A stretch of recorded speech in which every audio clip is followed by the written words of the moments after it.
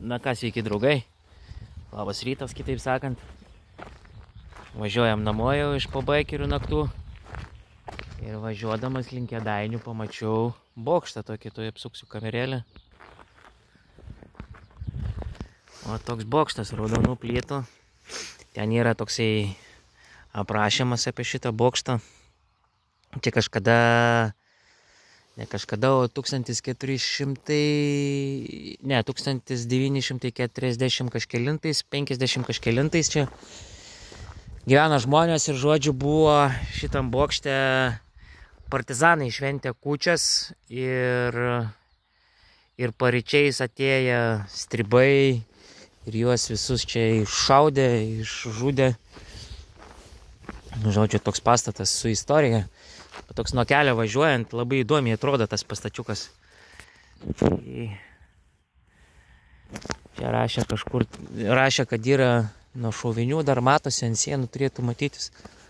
Bandau žiūrėti, jo, matosi. Va, šovinių vietas, to padidinsiu.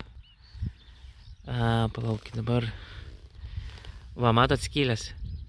Ting, ting, ting, ting. Nuo šaudimo. Nes antram aukšte, gal iš toliau, kad matytus geriau, tai kai užpuolė stribai, partizanus ir gyvenusią šeimą, tai iš antro aukštą priešinosi partizanai, o trečiam aukšte ant grindų gulėjo šeimos, ta moteris su vaikais. O iš antro aukšto buvo pasipriešinimas.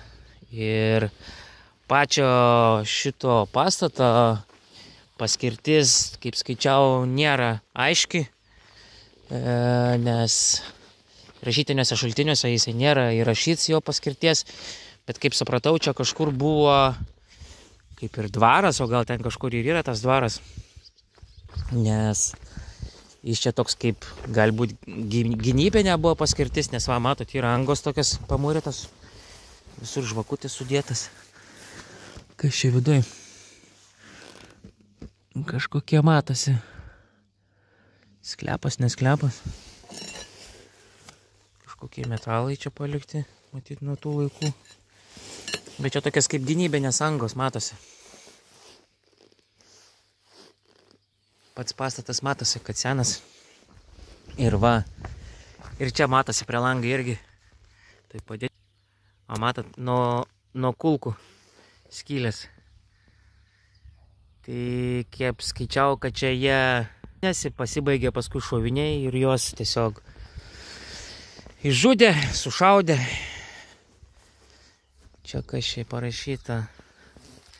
Čia 46 gruodžio 25 dieną nuo bolševikų teroro žuvo šie partizanai ir ryšininkai. Zenonas Alaburda, Jonas Gulbinas, Vladas Guškevičius, Jonas Žilinskas, Viktoras Žandaras, Onutė Alaburdaitė, Elytė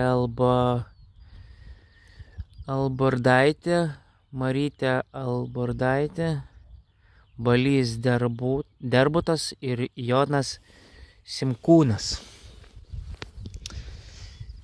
Tai jo, toks įdomus pastatėlis. Čia gal per tarpą kažkas matas. Viduj. Nelabai kas ten ir matosi turbūt. Ten skylė matosi kitai pusėje. O kad šitas atsikabins gal. Didesnė skylė matas. Nieko čia nebesimato, tik balandžių plunksnas. Jo, įdomus toks pastačiukas, tai sakau, važiuodamas su motociklu namo iš tolio pamačiau tokį bokštą. Sakau, reikia užsukti. Įdomus pastatas. Ir čia, va, matot, irgi yra gynybinės angos. Nieko nesimato viduj realiai. Tai tos gynybinės angos yra realiai iš pirmo aukšto, matosi. Tai va čia Labonavos dvaro bokštas. Ir čia dar aprašyta Kruvinas Kalėdas Labonavoje. Perskaičiau visą šitą. Galite sustabdyti, pasiskaityti. į jo baniruskį. Visą gyvenimą jie mus skriaudė. Ir kas dar įdomi, to paeisiu biškį toliau. Va, kaip iš toliau jis atrodo. Viršai toks kaip mėnulis padarytas, įdomus sprendimas. Ąžuolai pasodinti, kryžius va stovi atminimui. Įdomi šitos vietos. Ten kažkokias kampenaitės rašo yra, tai greičiausiai kava ten kažkur. Kalniuką matau į pietinę pusę, tai čia dabar. Kaip čia gaunasi, jo, čia pietai, man atrodo, ir rytoj pusėj.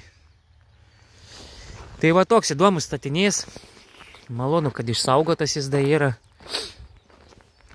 Labai faina. Kas važiuosit pro šalį, aš čia pasukau nuo Kauno autostrados ant Kėdainių. Ir va, prašau, va toks pastačiukas. Na ką, tiek. Lekiu toliau namo.